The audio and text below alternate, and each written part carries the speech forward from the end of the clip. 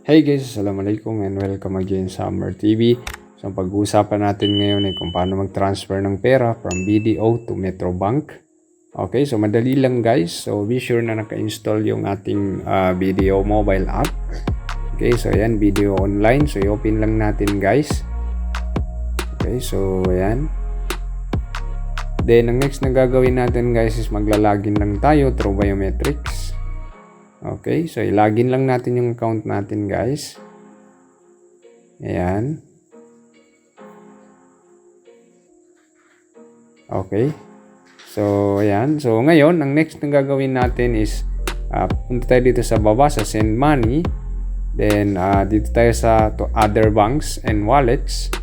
Then, select natin guys dito sa send to yung Metrobank. Search lang natin guys, Metrobank. Okay, so ayan, Metropolitan Bank. Okay, so select natin yan. Then ilagay lang natin yung account number ng papadalhan natin guys, or yung receiver natin. So ayan, ika-copy paste lang natin. Okay, so ayan. Then i-paste lang natin dito guys sa may account number. Okay, so next na gagawin natin is ilalagay natin yung account name, yung name ng receiver or yung papadalhan natin.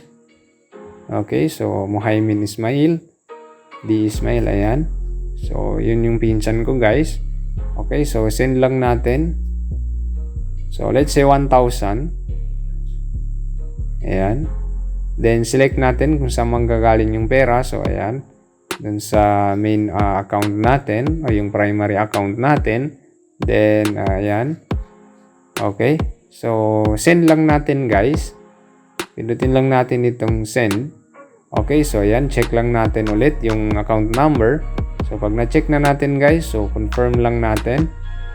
Okay, so pindutin lang natin itong confirm. Okay, so fingerprint. So may charge na 10 pesos guys.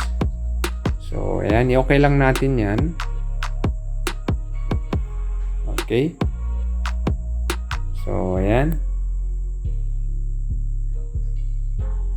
Okay, so ayan, as you can see, okay na, nakasend na guys. So ayan, 10 pesos service fee.